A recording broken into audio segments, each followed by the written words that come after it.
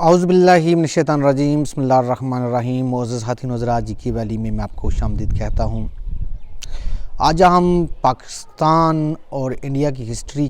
کا ایک بہت ہی امپورٹنٹ ٹاپک ہے، وہ ہے شملہ وفد، اور انگلش میں بولتے ہیں شملہ ڈیپوٹیشن۔ اس کو ہم کور کریں گے، تو میں یہ کوشش کروں گا کہ اس کے تمام اسپیکٹ کو ساتھ لے کر چلوں۔ تو آپ سے گزارش یہ ہے کہ آپ نے ایک پین اور ایک کاپی آپ کے پاس ہونی چاہیے، اور آپ نے نوٹ کرنا ہے، کیونکہ میں وائٹ بورڈ نہیں یوز کر رہا۔ تو سب سے پہلے میں اس کی جو ریزن پیش کروں گا کہ دیکھیں جی، آپ کو پتہ ہے پارٹیشن آف بنگال ہوئی تھی 1905 میں، اور جو دور تھا لارڈ کرزن کا تھا۔ لارڈ کرزن ایک وائسرائے ہند تھا۔ تو جو تقسیم بنگال کی، یعنی یہ پارٹیشن آف بنگال کی کچھ ریزن تھی، وہ کچھ ایڈمنسٹریشن وہ ریزن تھیں، لیکن ہندوؤں نے اس کو یہ کہا کہ یہ برصغیر کو تقسیم کرنے کی ایک سازش ہے، اور ڈیوائڈ اینڈ رول کی جو پالیسی ہے برٹش، اس کو وہ ایکسٹینڈ کر رہے ہیں کہ اگر آپ بنگال کو تقسیم کریں گے تو اس سے یہ ہوگا کہ مسلمانوں اور ہندوؤں کے درمیان فاصلے بڑھیں گے۔ حقیقت میں یہ تھا کہ جو پارٹیشن آف بنگال تھی، آپ کو پتہ ہے اس وقت بنگال کی آبادی تقریباً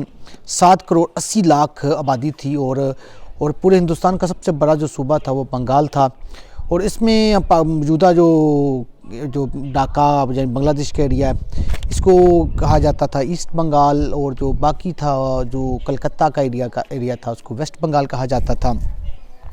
تو یہ جو پارٹیشن آف بنگال ہوئی تھی، یہ 2 حصوں میں ہوئی تھی، ایک ایسٹ بنگال اور ایک ویسٹ بنگال میں۔ تو ایسٹ بنگال میں مسلمانوں کی میجورٹی تھی، اور جو ویسٹ بنگال میں ہندوؤں کی میجورٹی تھی۔ ایز اے ہول ہندو یہاں پر میجورٹی میں تھے۔ تو جو ایسٹ بنگال میں جو مسلمان تھے، ان کے اوپر ہندو طرح طرح کے مظالم کرتے تھے، خصوصاً جو زمیندار ہیں، کیونکہ زیادہ تر بنگال کا جو ایریا ہے وہ زراعت کے اوپر جو مشتمل ہے، وہ زمین کافی زرخیز ہے۔ تو جو ہندو زمیندار تھے وہ مسلمانوں کے اوپر بہت ظلم کرتے تھے، اور مسلمان ان کی اظہار ثانیوں سے بہت تنگ تھے۔ جب یہ پارٹیشن آف بنگال ہوئی ہے 1905 میں لارڈ کرزن کے دور میں، تو مسلمانوں نے سکھ کا سانس لیا تھا۔ البتہ مسلمان پارٹیشن آف بنگال میں مسلمانوں کا کوئی رول نہیں تھا، کوئی کچھ نہیں تھا۔ تو جب ہندوؤں نے ایک ایگیٹیشن یعنی ایک تحریک شروع کی، بعد میں 1907 میں وہ سوادیشی موومنٹ بنی، تو مسلمانوں میں کو پھر کھل کر یہ کے سامنے کھل کر مسلمانوں کو پتہ چلا کہ ہندو کس قدر مسلمانوں کے خلاف ہیں، اور مسلمانوں کے مفادات کا تحفظ کبھی بھی نہیں چاہتے۔ تو پارٹیشن آف بنگال پہلا قدم تھا 2 نیشن تھیوری کی عملی مظاہرے کی طرف۔ اب جو بنگال کے جو مسلمان تھے، ان میں بھی ایک تشویش کی لہر پائی جا رہی تھی، وہ یہ تھی کہ پارٹیشن آف بنگال کی انلمنٹ نہ ہو جائے، یعنی ان کی منسوخی نہ ہو جائے۔ تو اور کچھ ہندوؤں کے رویے سے مسلمانوں کے اندر ایک جذبہ ابھرا، اور آپ کہہ سکتے ہیں کہ مسلمانوں کو ایک نیا راستہ دکھائی دیا کہ ایسے ہندوؤں کے ساتھ چلنا وہ ہمارا مشکل ہے۔ وہ تھا سیپریٹ الیکٹوریٹ کا، یعنی جداگانہ انتخابات۔ تو جداگانہ انتخابات یعنی مسلمانوں کے علیحدہ انتخابات ہوں اور ہندوؤں کے علیحدہ ہوں، مسلمانوں کی سیٹیں علیحدہ ہوں اور ہندوؤں کی علیحدہ ہوں۔ تو مطلب یہ مسلمان منورٹی میں تھے، اور منورٹی کوٹے کی جانب مسلمانوں نے کہا کہ مسلمانوں کے انتخابات میں علیحدہ ہونے چاہیے۔ تو اب جب ہندو تھے وہ ان کے خلاف تحریک چلا رہے تھے، انگریزوں کے خلاف، تو 1905 میں ہی وہ چینج ہوئے تھے لارڈ کرزن، اور ان کی جگہ لی تھی لارڈ منٹو نے۔ اور لارڈ منٹو تھوڑا وہ مسلمانوں کا حمایتی تھا،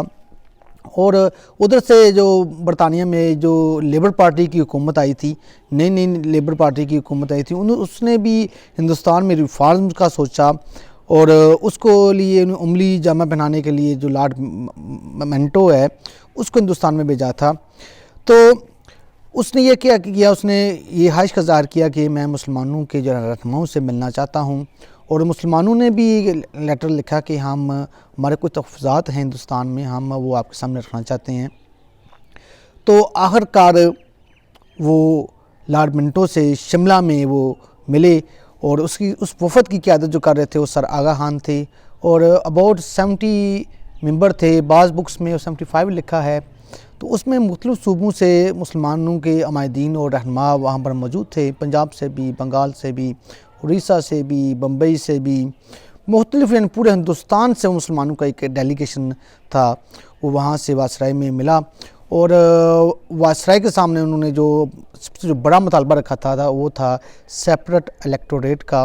کہ مسلمانوں کو جو جداگانہ انتخابات میں کا حق دیا جائے، کیونکہ مسلمان یہ سمجھتے تھے کہ ایک آبادی پاپولیشن کی میجورٹی کی بیس کے اوپر نہ ہو، بلکہ یہ دیکھا جائے کہ پولیٹیکل امپورٹنس اور جو انگریزوں کے ساتھ جو تعاون کو بھی مد نظر رکھا جائے، تو اسی بیس کے اوپر جو مسلمانوں کو جداگانہ انتخابات کا وہ حق دیا جائے، کیونکہ مسلمانوں کی انگریزوں کے لیے بہت زیادہ خدمات تھیں، اور بنگال میں مسلمان ویسے ہی ایک مسلمانوں کی پولیٹیکل امپورٹنس تھی وہ بہت زیادہ تھی۔ تو لارڈ منٹو نے مسلمانوں کی گفتگو کو بڑے غور سے سنا اور ان کو یقین دلایا کہ انشاءاللہ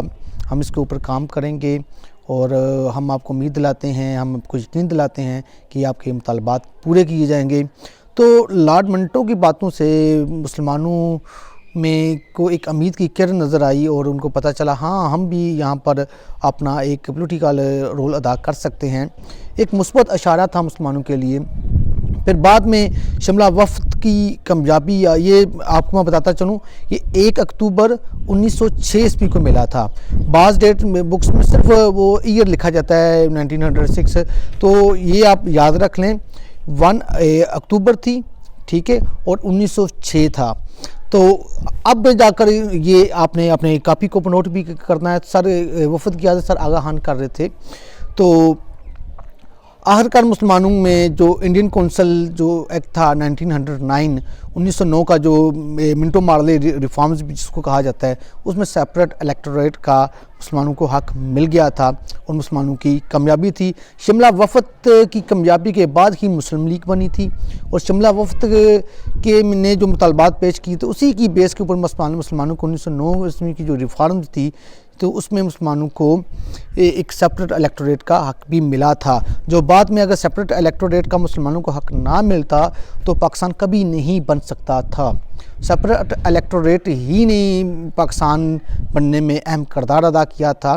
اور یہ سب سے بڑا جو جھگڑا تھا مسلم لیگ اور کانگریس کے درمیان، میں کہتا ہوں بون آف کنٹینشن، یہ ایک جھگڑے کی اصل میں جو ریڑھ کی ہڈی کی حیثیت کانگریس مسلم لیگ کے درمیان رکھتا تھا، وہ تھا سیپریٹ الیکٹوریٹ کا ایشو۔ تو بعد میں آپ جتنے بھی دیکھتے ہیں، نہرو رپورٹ دیکھتے ہیں، قائد اعظم کے 14 نکاح دیکھتے ہیں، تو یہاں 1916 عیسوی میں جو شملہ کانفرنس ہوئی تھی، کوئی بھی آپ جو بڑے بڑے ایونٹ دیکھتے ہیں، اس میں سیپریٹ الیکٹوریٹ کا جو ایشو تھا وہ ہر بار زیر بحث آیا ہے پاکستان بننے تک۔ معزز خواتین و حضرات، اگر آج کی ویڈیو کو پسند آئی ہو تو میرے چینل کو سبسکرائب کرنا، اس ویڈیو کو آگے شیئر کرنا مت بھولیں، وما الا البلاغ المبین۔ اور اگلی جو میری ویڈیو ہے وہ ہوگی مسلم لیگ اور کانگریس کے درمیان کون کون سے میجر ایشو تھے، اس کے اوپر ہوگی۔